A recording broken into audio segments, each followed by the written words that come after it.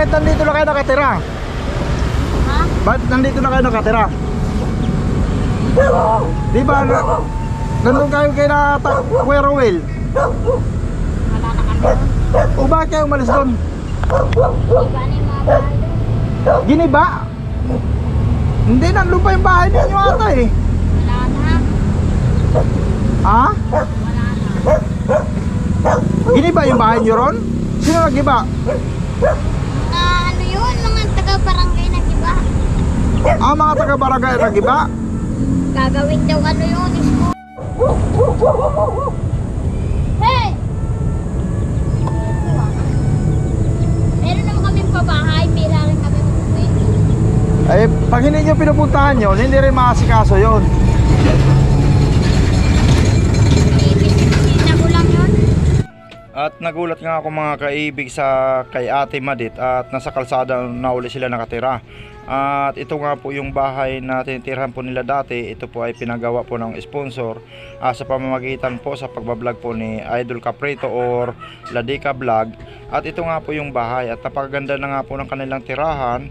At yun nga po ay nakita ko na lang po sila, nandun na lang po sa kalsada. At yun nga mga kaibig ay ito nga po si Ate Madit at si Kuya Alex ay nakita ko nga po uli doon sa kalsada. At yun ay namamalimos na po uli si Kuya Alex. At itong ang bahay daw po nila mga kaibig ay giniba na po ito. At napakaganda ng bahay nito mga kaibig. At safety sila tumira rito. At yun nga mga kaibig, ito ay pasukin natin yung loob ng bahay. At ayun nga po mga kaibig, at kumpleto na po sila sa TV, kalan, kaldero, lababo. At meron pa silang TV. At napakaliwalas po ng kanilang tirahan. At yun nga mga kaibig ay ito po nga po ay nagulat po ako at nakita ko siya sa kalsada na uli. At ito nga po ang ating interview kay Ate Madit at Alex. At yun nga mga kaibig ay nandito tayo ulit sa Kwampo. Nandito tayo kay Matit. Ito po yung mga binablog po ni Caprito. At ito nga mga kaibig ay nakita natin sila dito sa gilid ng kalsada. Dito na po sila nagtayo ng kubo-kubo. At yan nga po yung kubo-kubo nila. At ito mga kaibig at ito po ay highway.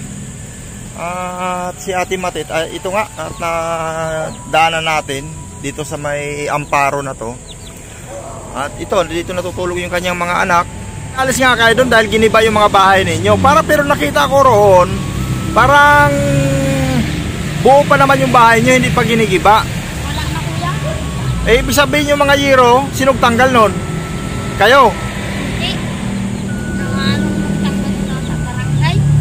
Eh dapat pakinabangan pa ninyo yun, nabinta ninyo para may kikitain sana kayo doon. Magiging pera pa. Ano yun, para madimulis. Nadimulis kayo? Kasi gagawin nga ang school yun. Ah, yun. Ito po nga si Ate Matit at ito yung kanyang dalawang anak. Di ba tatlo tong anak mo? Wala, kasama ni Alex yung isa. Ah, kasama ni Alex yung isa, yung babae? Hindi, lalaki yun, si Moy Moy. Ah, si Moy Moy, oo. At ito nga, ito natutulog pa itong mga dalawa niyang anak rito mga kaibig. At dito nga lang sila nakatira. Barangay pala nagpaalis doon sa inyo, hindi yung binilhan nyo ng rights doon. Oh. Eh, musta naman yung buhay ninyo rito? Minsan, okay lang naman. Yun lang, pag umuulan, talagang magbabasa ka rito. Ay, sigurado, basa ka talaga dyan pag umuulan. Di tabi-tabi na lang kayo dito natulog. Nako. Isayang naman yung bahay na pinagawa sa inyo ni Caprito. Laki ng ginastos sa inyo ron. Wala tayong kagawa ko yan, ginipay. At sayang nga po itong bahay nila mga kaibig. At ito nga po, at papaikot ko po sa inyo kung gaano po kaaliwalas yung kanilang tirahan. At ngayon nga ay sa kalsada na po sila nakatira. Ayan mga kaibig tingnan po ninyo. Ayan po, yan po yung paikot ng bahay nila. At yun, at makikita nga na may TV pa sila mga kaibig. At masaya nakapaglaro po yung mga bata. Ngayon po ay nasa kalsada na lang po sila natutulog. Giniba talaga? Wala na bang bahay doon kahit isa? Sige, ano na lang matatira doon? Si Ruel. Tapos yung mga kwan doon, giba na. Yun lang. At yun mga mga kaibig ay papakita ko po sa inyo kung paano po sila nakita ni Idol Caprito. At pinagawan sila ng bahay, binigyan ng hanap buhay, yung pag-alaga nga ng itik. At yun nga mga kaibig, ay ito uli sila rito na nakatira dito sa gilid ng kalsada po. At yan, maraming dumadaan na sasakyan. Ayun, at may buti dito sila nagpasilong sa malaking poste na to. At yun, Ate Matit, kuhaan ko lang kayo, bigyan ko lang kayo ng kunting halaga ng pera, no? Para may, nag-almusal na ba kayo? Kanina po, nagkape. Kape lang. At sige. Kape lang kami. Oo. Ito na yun, para, Ate Matit, pera pang bilhin nyo ng kwan ng almusal tong mga anak mo. Grabe, sarap ng tulog. Salamat po. Sige, walang anuman. At least may pambili ka na ng bigas. Ako, Ha? di ba pumupunta ako sa inyo doon, kasama ko si Caprito? Matagal ko na hindi rin kasi ko nakikita eh. Ay ako si Jojo. Para kasing nangayayat ka rin ng konti. Oo, malaki nga ang pinayat ko. Napansin mo, buti napansin mo. Malaki ang pinayat ko. Hindi kita nakilala eh. Oo. Malaki ang pinayat ko, gawa nga ng may sakit tayo. Oo, nagkasakit ka rin. Oo. At yun may mga komplikasyon na. May awa ang Diyos, kagaling ko rin kayo nan. Oo, salamat. Kaya lang si Caprete, hindi ko na talaga nakikita. Ayun nga, kasi nga nagkasakit yun. Kaya... Lagi yata yun in-hospital eh. Oo, tama.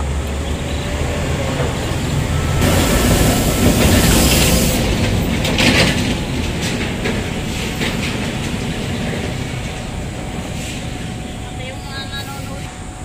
Oo. Kung may dyan, may nagtitig na kukuan dyan. Naawa kay Caprito. Sabi niya, hindi na daw niya nakikita sa Okay. Anong oras ba uwi si Alex? Iwang ko lang kuya. Maya pa ata. Pero minsan gabi na, ganon. Hindi naman. Hindi naman. Lang hanggang hapon lang. Bakit hanggang ngayon ba nagdadrugs pa rin si Alex? Minsan, hindi na lagi-lagi. Hindi na lagi-lagi. Bakit nakikita mo? Ha? Oo naman. Dito mismo? Dito? Wala naman tayo magawa. Pwesto niya yan eh. Ay na yan, bisyo na niya yan. Ayun lang mahirap. Kaya ako, pag may pera rin ako, tinatabi ko rin. Kung may pera ka. Para pag may pagkain, maguto, may pambili. Di para... Ganon din ang ko. Baka gumagamit ka rin? Hindi Ha? Ayaw ko niyang kuyaan yan. Masamang gawain yan. Hindi ako gumagamit mo. Ay tama naman, buti hindi ka Kumakain lang ako, pero hindi ako nagamit ng kung ano mga nakain ka lang. Nandito lang tayo rito, nag-aantay sa kanya. Pero wala naman akong bisyo. Wala kang bisyo, buti naman. May bisyo. Tama. At yun nga mga kaibig, ay nakwento nga sa atin ni Ate Matit na si Alex. Nung nandun pa kasi ito nakatira doon sa Miramonte, ay pinabahay nga po sila doon ni Caprito. At ito nga nagkwento sa atin si Ate Matit na yung bisyo pala talaga ni Alex ay hindi pa rin talaga na wala-wala. At Ate Matit, tama ba? Pero ngayon hindi na nagsusugal. Hindi na. Yun lang talaga yung kanyang bisyo, yung sinasabi mo, yung pagdadrugs. Ayun lang mahirap. Paano kaya natin mapigilan yun, Ate Matit, na hindi na siya mag-drugs? Nagsasabihan ko naman siya eh. Sabi niya sa akin, hindi naman niya kami pinapabayaan. Ayun lang sabi niya sa'yo. Pero hindi naman talaga kayo pinapabayaan. Hindi naman po. Kaya lang, gusto ko rin siyang magbago sana. Ayaw naman niya magbago. Ayun nga, anong gagawin natin para magbago siya? Mahirap naman ipakulong mo, maraming bata. Tatlo pa. Ayun nga, mahirap makulong. Hindi, iparehab. Ano? Mahirap naman kuya iparehab ko. Wala naman sa akin, wala naman ako makakasama rito. Ayun nga, no? At yun nga mga kaibig, at ito yung mga anak ni Alex, at ipapakita ko po sa inyo kung paano po sila nagkaroon ng bahay at tinulungan ni Caprito. At ito ay nakatira ulit sila dun sa may kalsada. Sige Ate Matet, at least may pambili ka na ng bigas. Balikan kita kung nandito lang si Alex, ano?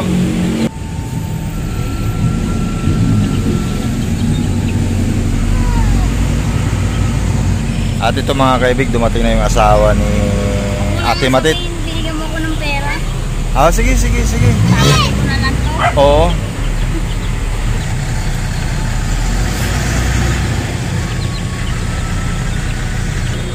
Oh, Alex, musta na?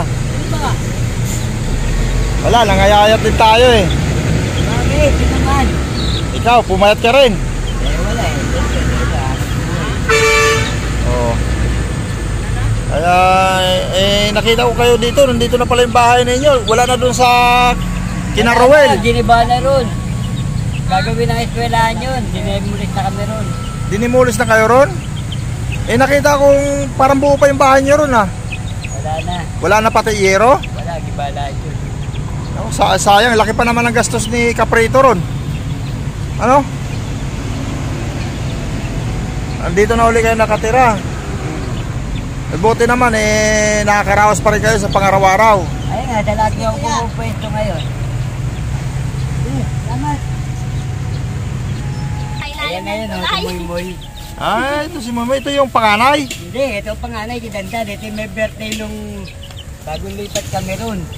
Ah, doon. Lipat kami sa pabahay. Doon nga ako nung may birthday, di ba? Doon ako. Ito yan nga yung may birthday nun. Oo.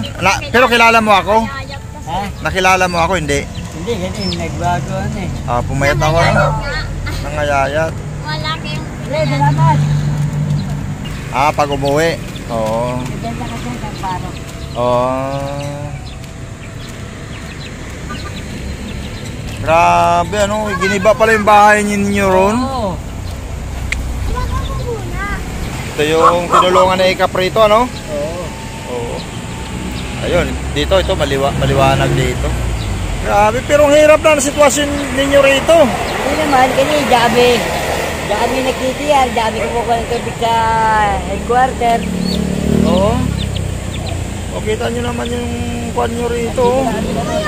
Paano pag umulan? Basa kayo sigurado. Ah, may mga trapal din. Hey! Hey! nandiyan na lang ang una. Grabe. May babayaw mo na, bibigay na nga eh. Ay mga kaibig, ito na dumating si Alex, yung asawa po ni Ate Matit. Pero okay naman, nakakakuha pa rin naman. Kahit paano, nakakaraos. Nakakaraos pa rin. Kaya mo kahit paano, matataba pa rin ng mga yan. Ayun nga. Ayun mga kaibig. Mga dala namin, mga bigay lang doon. May mga dala na rin kayo pagkain. Daging, katerba, Ang daming sa tinapay. Saging at tinapay. Ano yun?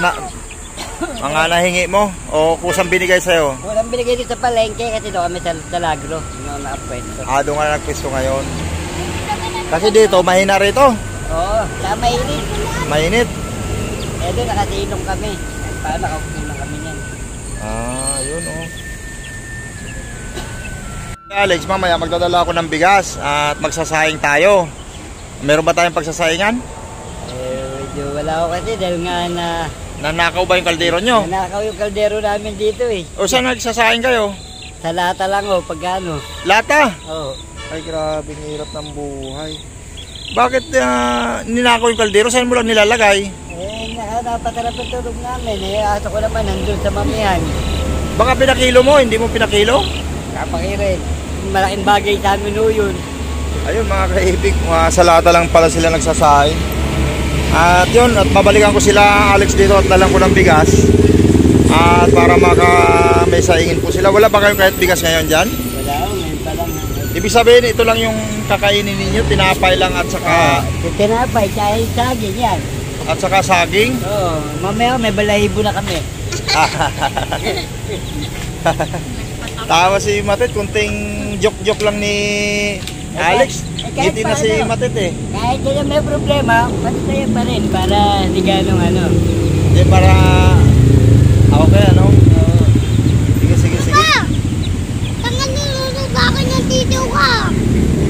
sumagot siya yung mo, ikaw unang tatakbo. Oo.